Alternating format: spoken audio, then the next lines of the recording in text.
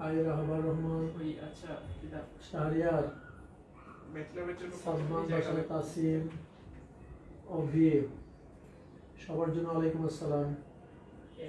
High মিথ্যা, কেমন আছো তুমি?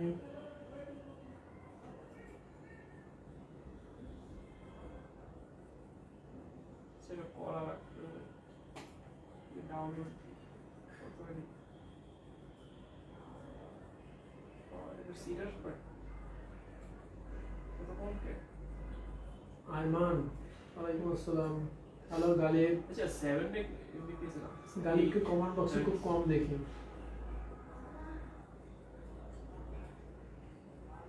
কথা শোনা যাচ্ছে স্যার?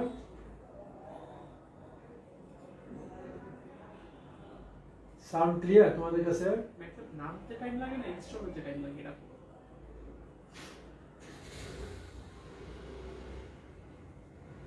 সাউন্ড ক্লিয়ার না।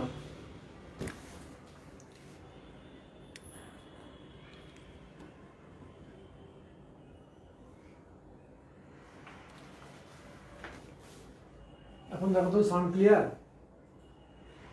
আবার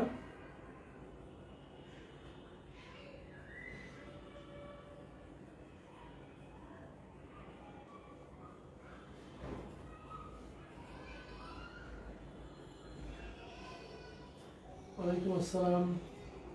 বুদ্ধ, কেমন আছো? শাহরিয়ার, এখন সাউন্ড ক্লিয়ার না?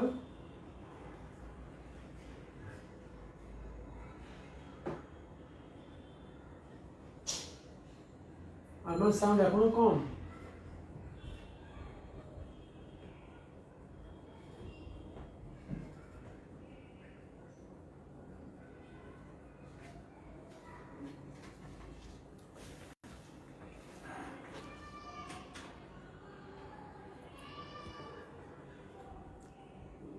এখন মনে হয় সাউন্ড ক্লিয়ার, দেখো তো।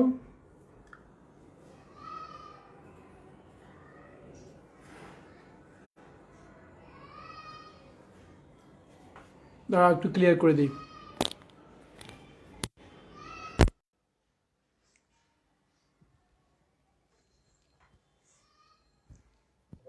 দেখো এখন সাউন্ড ক্লিয়ার আছে কিনা অভিষেক?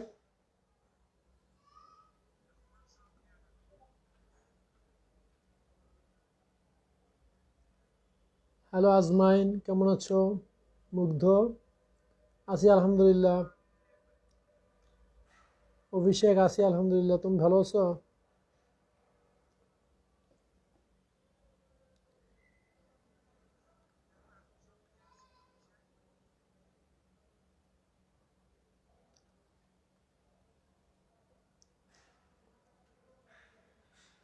ইয়ামিন ও ইয়ামান, ওকে।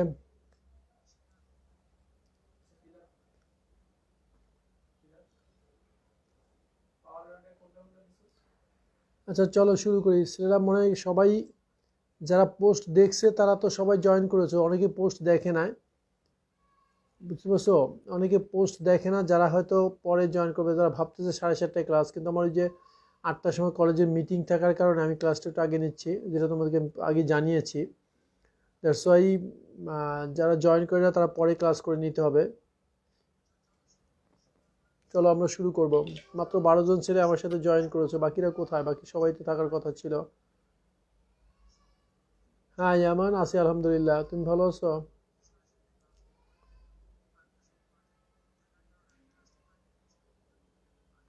না আজমাইন, ওই যে অনেকে ক্লাস করতে পারতেছে না, তো তাদেরকে ক্লাসটার ভিডিও দেখে নিতে পারবে তারা পরে। ফেসবুক লাইভে ক্লাসটা থেকে যাবে, তারা পরে যারা আসতে পারেনি, কারণ আমি একটু ক্লাসটা আজকে আগে নিচ্ছি, আমাদের টাইমের আগে নিয়েছি, তো এর জন্য পরে তারা দেখে নেবে।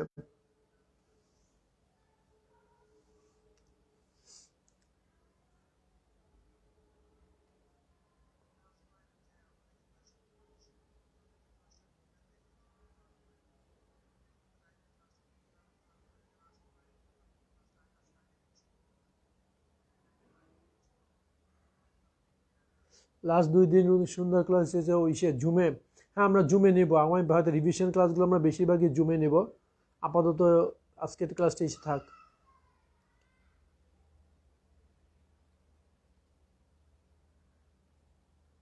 হ্যাঁ আইমান, আজকে ইনশাল্লাহ আল্লাহর রহমতে ক্লাস সিলেবাস শেষ হবে। অসুবিধা নেই, আপলোড দেওয়ার দরকার নেই, শুরু করো, আমরা ক্লাস শুরু করি। ঠিক আছে, দরকার নেই অভিষেক, আমরা এখন ক্লাস শুরু করতেছি, শুরু করো, অসুবিধা নেই তো। আজকে অবশ্য তেমন কনভারসেশন তোমাদের প্রয়োজন হবে না। আমি যে জিনিসগুলো বলবো জাস্ট একটু ভিডিওটা দেখো, আর দু একটা জিনিস যদি প্রয়োজন হয় সেটা কমেন্ট বক্সে জানায়, তবে আজকে খুব একটা কনভারসেশন আমাদের প্রয়োজন হবে না।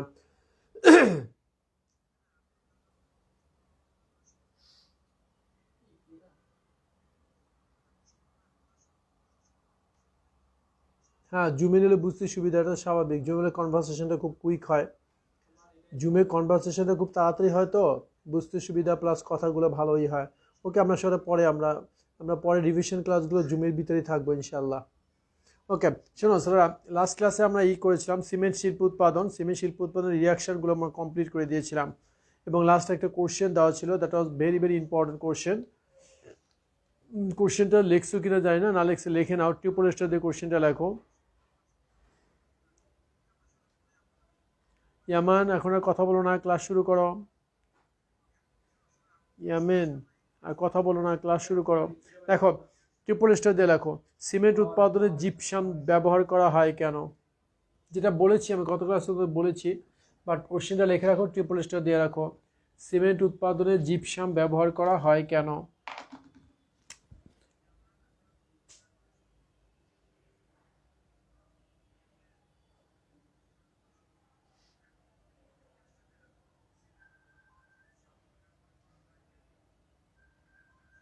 জিপসামের সংকেত জানো? Calcium sulphate 2H2O। সিমেন্ট উৎপাদনে জিপসাম ব্যবহার করা হয় কেন?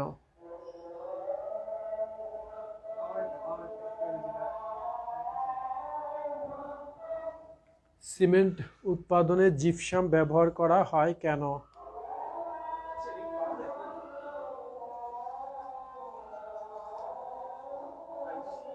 হ্যাঁ জাকারিয়া, কালকে এসো। জাকারিয়া, কালকে কখন আসবা? হয় 12টার দিকে আসো সবাই,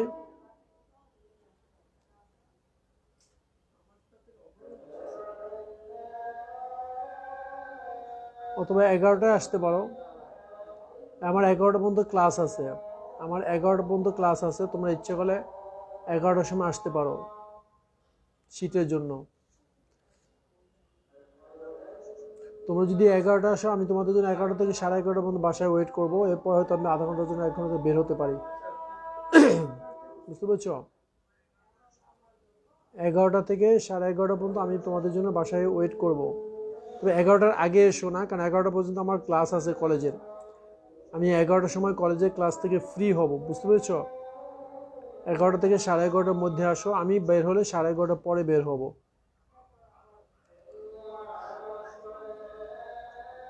হ্যাঁ, শীত নিতে আসবা। ট্রিট দেবো, ট্রিট তো এখন না শাহরিয়ার, তুমি তো শীতটাই তো তোমাদের বড় ট্রিট, ওই শীতটাকে ট্রিট হিসাবে নিবা, বুঝছো শাহরিয়ার? 12টায় আসবা, 12টা না, একটু আগেই আসো শাহরিয়ার, তুমি তো কাছেই আসো, তোমার সমস্যা নেই। 11টা থেকে 11:30 এর মধ্যে, 11টা থেকে 11:30 মধ্যে আসবো সবাই। 11টার আগে না, আমি কিন্তু 11টার মধ্যে ক্লাসে থাকবো।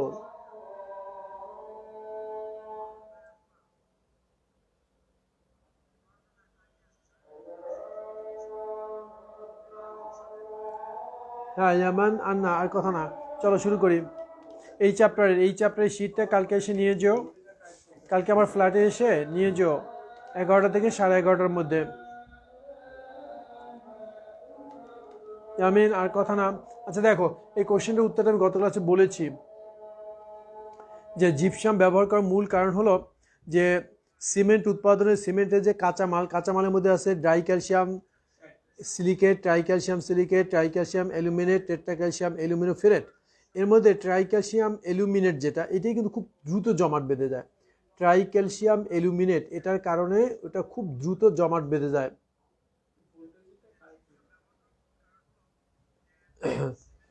বুঝতে পেরেছ? যে জাকারিয়া আমার নাই, কোচিং সেন্টার বন্ধ, কোচিং সেন্টার নাই, ওটা ছেড়ে দিয়েছি। সো আমার এখন ফ্ল্যাটের মধ্যে এসেই তোমাদের নিতে হবে, শীট নিতে হবে। আমার ফ্ল্যাটে আসলে ওইখান থেকে আমার নিচে বসে শীট দিব, ওইখানে নিচে ফ্ল্যাটের মধ্যে দেবো। আর কোচিং সেন্টারটা ছেড়ে দিয়েছি ওখানে, অতএব ওখানে বসা যাবে না আমাদের।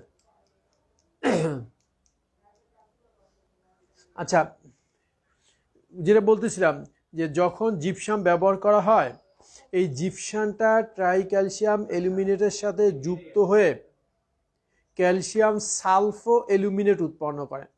আর ক্যালসিয়াম সালফো অ্যালুমিনেট উৎপন্ন করার কারণে ক্যালসিয়াম সালফো অ্যালুমিনেট এটা উৎপন্ন করার কারণে ওই ট্রাইক্যালসিয়াম অ্যালুমিনেটটা খুব দ্রুত জমাট বাঁধতে পারে না, বাঁধে খুব ধীরে ধীরে। যেটা আগে 5 মিনিটের মধ্যে বাঁধতো, সেটা এখন 2 থেকে 3 ঘন্টার মধ্যে জমাট বাঁধতে থাকে, ধীরে ধীরে জমাট বাঁধতে থাকে। এটি মেইন কারণ। আমি আবার বলছি যে জিপসাম সিমেন্টের ভিতরে যে একটা উপাদান, সিমেন্টের একটা উপাদান ট্রাইক্যালসিয়াম অ্যালুমিনেট, এটার কারণেই কিন্তু খুব দ্রুত জমাট বেঁধে যায়। কিন্তু যখন জিপসাম ব্যবহার করা হয়, এই জিপসাম ট্রাইক্যালসিয়াম অ্যালুমিনেটের সাথে যুক্ত হয়ে ক্যালসিয়াম অ্যালুমিনোসিলেটে ক্যালসিয়াম সালফোসিলিকেট উৎপন্ন করে, ক্যালসিয়াম সালফোসিলিকেট উৎপন্ন করে। এই উৎপন্ন হওয়ার কারণে এটা সিমেন্টটাও ক্যালসিয়াম ট্রাইক্যালসিয়াম অ্যালুমিনেটটা দ্রুত জমাট বাঁধতে পারে না। এখানে একটা বিক্রিয়া দিব, আমি শুধু কথাটা লিখলাম না, আমি স্টেটমেন্ট এখানে লিখবো না, স্টেটমেন্ট শিটে তা পাবা। স্টেটমেন্টগুলো নোটে দেখবা, নোট দেখো। আমি এর জন্য লিখে দিলাম না, লিখে দিলে সময় নষ্ট হবে। এখন শিট থেকে পড়ে নিও। আচ্ছা, এটা বিক্রিয়াটা হলো 3 calcium oxide dot aluminium oxide, এটা ট্রাইক্যালসিয়াম অ্যালুমিনেট। এর ভিতরে যখন জিপসাম দেওয়া হয়, জিপসাম ক্যালসিয়াম সালফেট ডট পানি, এটা যখন দেওয়া হয় তখন এর বিক্রিয়ার ফলে এটা কিন্তু শেষে মিশানো হয়, এর বিক্রিয়ার ফলে উৎপন্ন হয় 3 calcium oxide dot aluminium oxide. এখানে কিন্তু শিটের ভিতরে একটা প্লাস সাইন দেওয়া আছে, তোমরা একটু কারেকশন করে, আমি অনেকে কারেকশন করে দিয়েছি, এখানে ডট হবে। শিটের ভিতরে কোনো শিটে এখানে প্লাস সাইন হয়ে গেছে, এটা ভুল আসছে, এটা প্লাস হবে, এটা ডট। আমি অনেক শিটে কেটে ডট করে দিয়েছি, আর যদি কোনো না দেয় এটা করে নিবা। 3 ক্যালসিয়াম সালফেট ডট 2H2O, ওকে, প্লাস 6 অণু পানি উৎপন্ন হবে। আচ্ছা, এখানে তো একটা পানি আছে, এখানে বিক্রিয়ার মধ্যে তো প্লাস পানি আছে, প্লাস পানি আছে।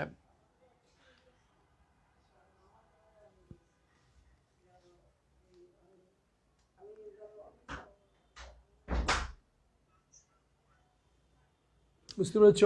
এটা কিন্তু এইটা, এখানে একটা ব্র্যাকেট আছে, এখানে একটা ব্র্যাকেট আছে,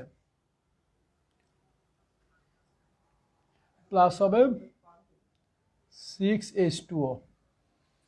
অর্থাৎ এই যে পানি যোগ করতেছি আমরা, এই পানিটা বোঝানো হচ্ছে যে আমরা সিমেন্টের মধ্যে যখন পানি যোগ করি, সিমেন্টের মধ্যে প্রথমে আমরা তো জিপসাম দেওয়াই আছে, যখন আমরা পানি অ্যাড করি তখন এই পানির উপস্থিতিতে এইটা খুব দ্রুত জমাট বেঁধে যেত, কিন্তু জিপসামটা থাকার কারণে এটা ক্যালসিয়াম সালফো অ্যালুমিনেট, এটাকে বলে ক্যালসিয়াম সালফো অ্যালুমিনেট। নাম যদি সংকেতটা ওই যে ট্রাইক্যালসিয়াম অ্যালুমিনেট ডট 3 জিপসাম, কিন্তু নাম হবে ক্যালসিয়াম সালফো অ্যালুমিনেট, এটার নাম হবে ক্যালসিয়াম সালফো অ্যালুমিনেট।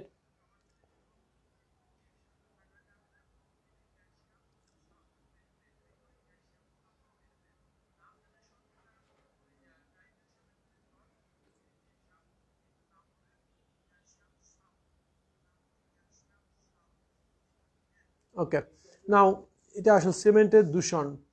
সিমেন্ট দূষণ তো আসলে বোঝাবার কিছু নেই, এটা তো নিজে শিট করে মানে আই মিন প্যারাগ্রাফ করে মতো করে লিখে দেবা। তাই শুধু এইটুকু মনে রাখো, সিমেন্ট উৎপাদনের জন্য প্রধান কাঁচামাল কি ছিল আমাদের? ক্যালকেরিয়াস জাতীয় পদার্থের মধ্যে ছিল ক্যালসিয়াম কার্বনেট। সিমেন্ট দূষণ একটু ভালো করে খেয়াল, জাস্ট একটু মনে রাখো, এরপরে তোমার এখানে 2-3 পৃষ্ঠা লিখে দিবা। সিমেন্টের দূষণ যদি আসে মিনিমাম 2 পৃষ্ঠাটা লিখবা, মিনিমাম, কারণ 3 মাসের জন্য 2 পৃষ্ঠা বা 3 পৃষ্ঠা লিখতে হবে। সিমেন্টের দূষণ, সিমেন্ট শিল্পের দূষণ, কারণ সিমেন্ট শিল্পের কাঁচামাল ক্যালকেরিয়াস জাতীয় পদার্থের মধ্যে ছিল ক্যালসিয়াম কার্বনেট। এই ক্যালসিয়াম কার্বনেটকে যখন তাপ দেওয়া হয় 1000 ডিগ্রি সেলসিয়াস তাপমাত্রায়, এই চুন উৎপন্ন হয় ক্যালসিয়াম অক্সাইড। এই ক্যালসিয়াম অক্সাইড কিন্তু মেইনলি আমাদের কাজে লাগে। এই ক্যালসিয়াম অক্সাইডের 3 অণু যুক্তে tricalcium aluminate, tricalcium silicate, dicalcium silicate সব কিন্তু ক্যালসিয়াম অক্সাইড থাকে। আর এইখান থেকে যে কার্বন ডাইঅক্সাইড উৎপন্ন এটা কিন্তু বায়ুতে চলে যায়, যেটা বায়ু দূষণের প্রধান কারণ, যেটা গ্রিন হাউস গ্যাস হিসেবে আমরা ট্রিট করি। বুঝতে পারছো? সিমেন্ট শিল্পের প্রধান দূষকই হলো কার্বন ডাইঅক্সাইড, যেটা চুনাপাথরকে তাপ দিয়ে যখন ক্যালসিয়াম অক্সাইডটা নেওয়া হয় সিমেন্টের প্রধান কাঁচামাল হিসাবে, তখন এই বাই প্রোডাক্ট হিসাবে কার্বন ডাইঅক্সাইড উৎপন্ন। আর এই কার্বন ডাইঅক্সাইডটাই পরিবেশকে সবচেয়ে বেশি পলিউটেড করে, এটা একটা কজ। আবার সিমেন্টে যখন এই যে তাপ দেবে, এই ক্যালসিয়াম কার্বনকে হিট করার জন্য যে আমরা পোড়াবার জন্য তো আমার তাপ দরকার। তো এই যে 1000 ডিগ্রি সেলসিয়াস তাপ আমরা কী দিচ্ছি, কখনো দেখা যায় যে ন্যাচারাল গ্যাসকে তাপ দিয়ে দিচ্ছি, কখনো কয়লা পোড়াচ্ছি। তো ওই ন্যাচারাল গ্যাস পোড়াবার ফলেও তো কার্বন ডাইঅক্সাইড উৎপন্ন হচ্ছে, সেখানে কার্বন ডাইঅক্সাইড হচ্ছে, নাইট্রোজেন ডাইঅক্সাইড হচ্ছে, সালফার ডাইঅক্সাইড হচ্ছে। এই গ্যাসগুলো এনভায়রনমেন্টে চলে যাচ্ছে, এনভায়রনমেন্ট গিয়ে এনভায়রনমেন্টকে পলিউটেড করতেছে। আবার ওই যে কাঁচামালগুলোর ভিতরে অনেক সময় বিভিন্ন ধাতব পদার্থ থাকে, কখনো লেড থাকে, মার্কারি থাকে। তো এই ধাতব পদার্থগুলো যখন থাকে ওই যে সিমেন্টের কাঁচামালের মধ্যে, তো এই যেমন ওই যে ক্লে জাতীয় পদার্থ যেটা আমরা নিয়েছি, যা ক্যালকেরিয়া জাতীয় পদার্থ, আর জিলেসিয়াস জাতীয় পদার্থ, এর মধ্যে অনেক সময় বিভিন্ন ধাতু থাকে। এমনকি অ্যালুমিনিয়াম ধাতু তো নর্মালি আছে, ক্যালসিয়াম ধাতু তো নর্মালি আছে, এছাড়াও আয়রনও আছে, কখনো দেখা যায় লেড থাকে, কখনো মার্কারি থাকে।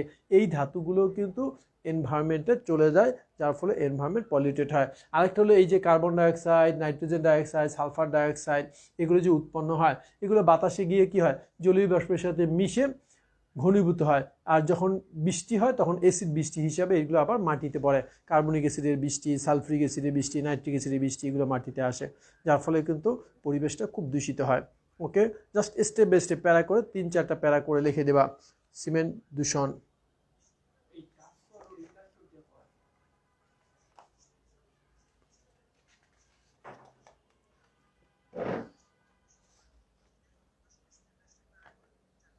কমা দেয়নি তো শাহরিয়ার, ডট আছে এখানে, কমা তো কোথাও দেয়নি। কোথায় কমা দেখছো?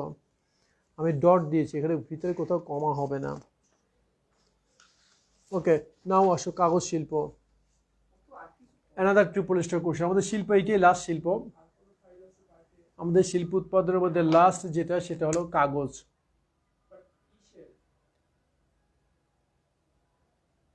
কাগজ শিল্প উৎপাদন।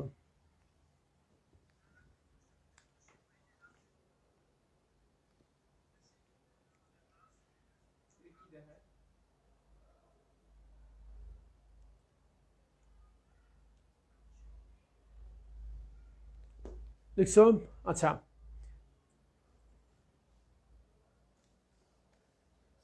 আগে রিয়াকশনে কি ছিল শাহরিয়ার? কমা ছিল? কমা হবে না, ডট হবে।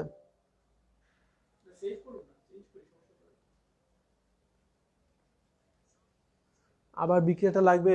আগে বিক্রিয়াটা এইটা ছিল, এটা ছিল ট্রাই ক্যালসিয়াম অ্যালুমিনেট। এটার সাথে আমরা যোগ দিছি 3, একটা ব্র্যাকেট আছে, ক্যালসিয়াম সালফেট ডট পানি, জিপসাম, 3 মলিকুল অফ জিপসাম এটা ছিল, প্লাস 2 অণু পানি দিয়েছি, অর্থাৎ পানি যোগ করতেছি। এটার ভিতরে জিপসাম মিশানো আছে, পানি যোগ করেছি। এরপরে উৎপন্ন হয়েছে 3 ক্যালসিয়াম, এটা ডট, অর্থাৎ ট্রাইক্যালসিয়াম অ্যালুমিনেট। আবার ডট দিয়ে 3 calcium sulphate dot 2H2O। Okay, plus 6 molecule of water উৎপন্ন হয়। এটা প্লাস 6 মলিকুলস অফ ওয়াটার উৎপন্ন, এটার নাম হয়েছে ক্যালসিয়াম সালফো অ্যালুমিনেট।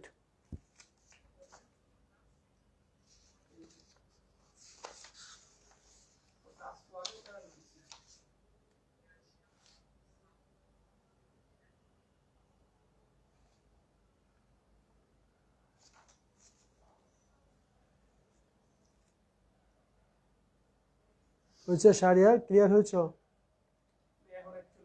এখন বুঝবো?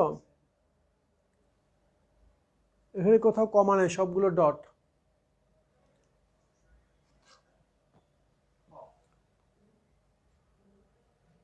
বুঝে ফেললাম। আচ্ছা লেখো, হেডলাইন দাও, কাগজ শিল্প উৎপাদন, ট্রিপল স্টার দিবা।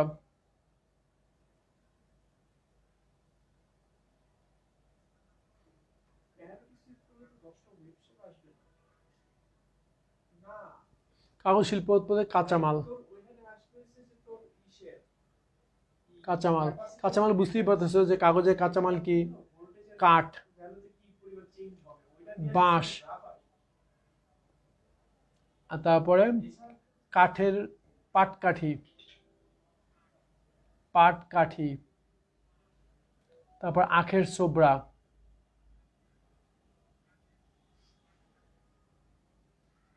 আখের ছোবড়া, এগুলো হলো কাগজের প্রধান কাঁচামাল। মেইনলি কাঠ থেকে করা হয়, কারণ ওরকম পর্যাপ্ত বাঁশ পাওয়া যায় না, বাঁশ পাওয়া যায় না, প্লাস একটু কস্টলি। আর আখের ছোবড়া তো ওইরকম পর্যাপ্ত পাওয়া যায় না, আখের ছোবড়া যেটা সেটাও পর্যাপ্ত পাওয়া যায় না। মেইনলি বা উৎপন্ন করা হয় কাঠ থেকে, বুঝতে পেরেছ? তবে এগুলো সবই কাঁচামাল। কাঠ, বাঁশ, পাট খড়ি, পাটটাকে আইসোলেট করার পর যে ভিতরে খড়িটা থাকে, এটা ফরিদপুর এলাকার মানুষের সবচেয়ে বেশি দেখবা, ওদিকে প্রচুর পাট উৎপন্ন হয়। পাট খড়ি এবং আখের ছোবড়া, আখটাকে রস বের করার পরে যে অংশটা থাকে ওই অংশটা।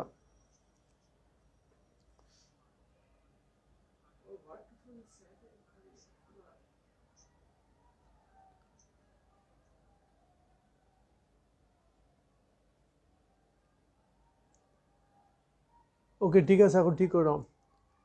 বুঝছে, লিখছো? আচ্ছা, এখন আসো উৎপাদন। এটার উৎপাদনের তোমরা শিটটা একটু দেখো, শিটের ভিতরে পয়েন্টগুলো দিয়ে একটা ফ্লো চার্ট দেওয়া আছে। আমি শুধুমাত্র ফ্লো চার্টটা দিয়ে বুঝাই দিব, চেষ্টা করবো মনে রাখার।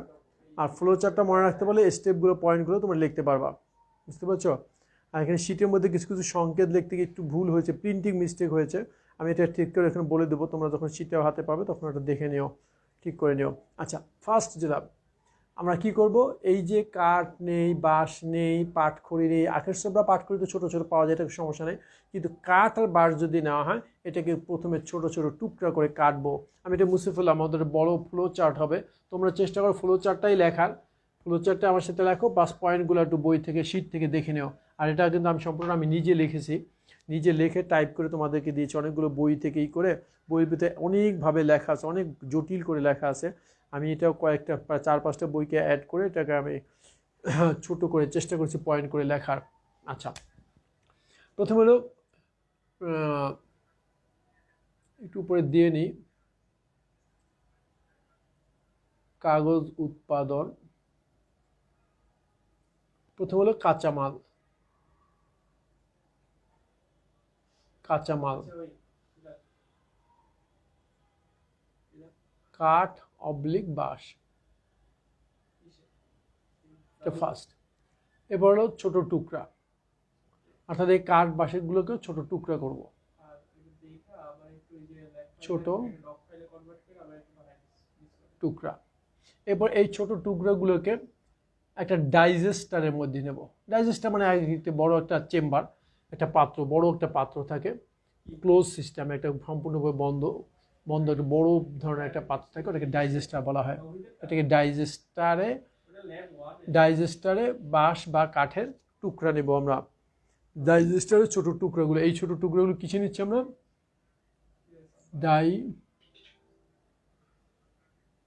ডাইজেস্টার, ছোট টুকরা, ডাইজেস্টারের ছোট টুকরা।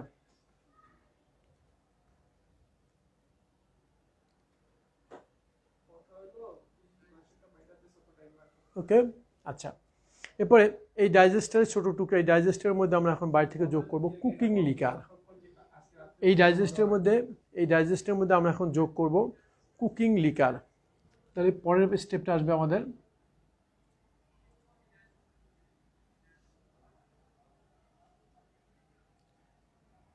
ডাইজেস্টারে কুকিং লিকার যোগ।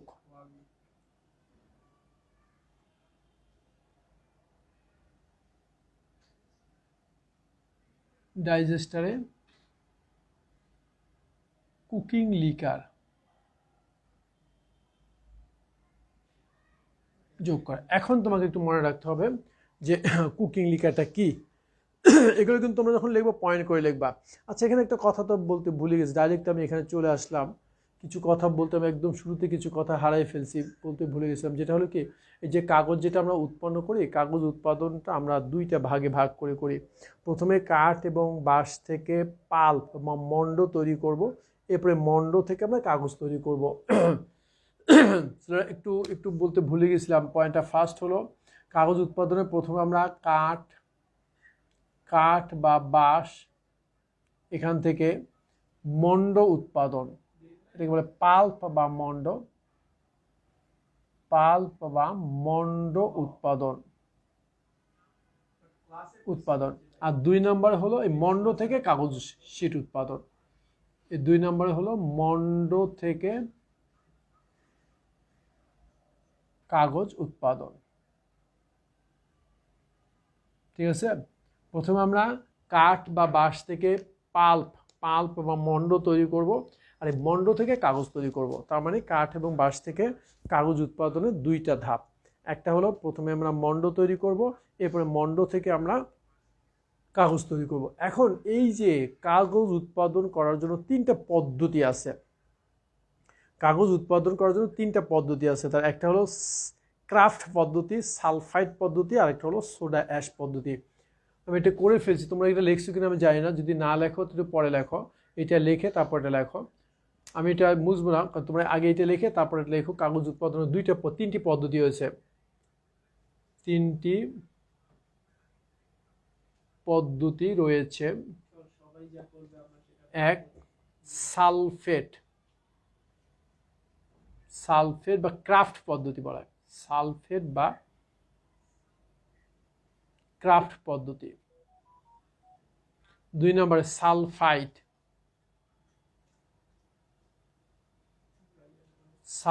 পদ্ধতি। 3 নম্বরে সোডা অ্যাশ পদ্ধতি।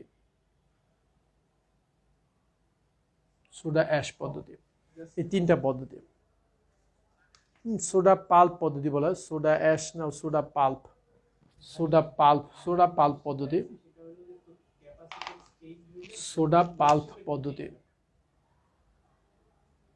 ওকে, ফার্স্ট হলো ক্রাফট পদ্ধতি, সালফাইড পদ্ধতি, আর একটা হলো সোডা পাল্প পদ্ধতি। আচ্ছা, এর মধ্যে বাংলাদেশে যেটা করা হয় কর্ণফুলী পেপার মিল, এটা ক্রাফট পদ্ধতিতে করা হয়। অর্থাৎ আমরা যে কাগজ শিল্প উৎপাদন করতেছি, এটা মেইনলি ক্রাফট পদ্ধতিতে করতেছি। আমরা যেটা করতেছি,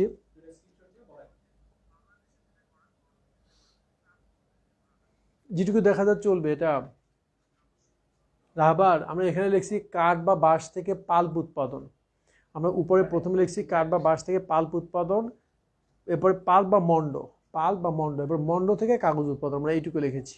ওকে, আর এরপরে আমরা লিখেছি এই কাঠ বাঁশ থেকে কাগজ উৎপাদনের 3টা পদ্ধতি, একটা সালফাইড বা ক্রাফট পদ্ধতি, এরপরে সালফেট বা ক্রাফট, একটা সালফাইড, একটা হলো সোডা পাল্প পদ্ধতি। ওকে, এর মধ্যে আমরা যেটা করি বাংলাদেশে যেটা করা হয় সেটা হলো ক্রাফট পদ্ধতি। অর্থাৎ আমি যেটা এখন লিখতেছিলাম সেটা অ্যাকচুয়ালি ক্রাফট পদ্ধতিতে কাগজ উৎপাদন, ক্রাফট পদ্ধতি। ওকে, মনে থাকবে আমরা যেটা করতেছি সেটা হলো ক্রাফট পদ্ধতি। এটা হলো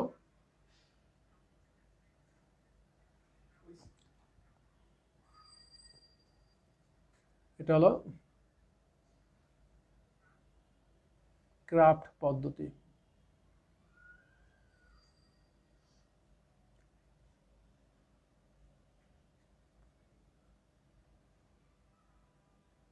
ক্রাফট পদ্ধতিতে কাগজ উৎপাদন। ওকে, আমরা যেটা করতেছি সেটা হলো ক্রাফট পদ্ধতিতে কাগজ উৎপাদন হয়েছে। আচ্ছা, আবার একটু খেয়াল করো, প্রথমে আমি কি করবো, কাঁচামাল বাঁশ নিয়ে কাঠ নিয়ে এটাকে ছোট ছোট টুকরা করে কাটবো।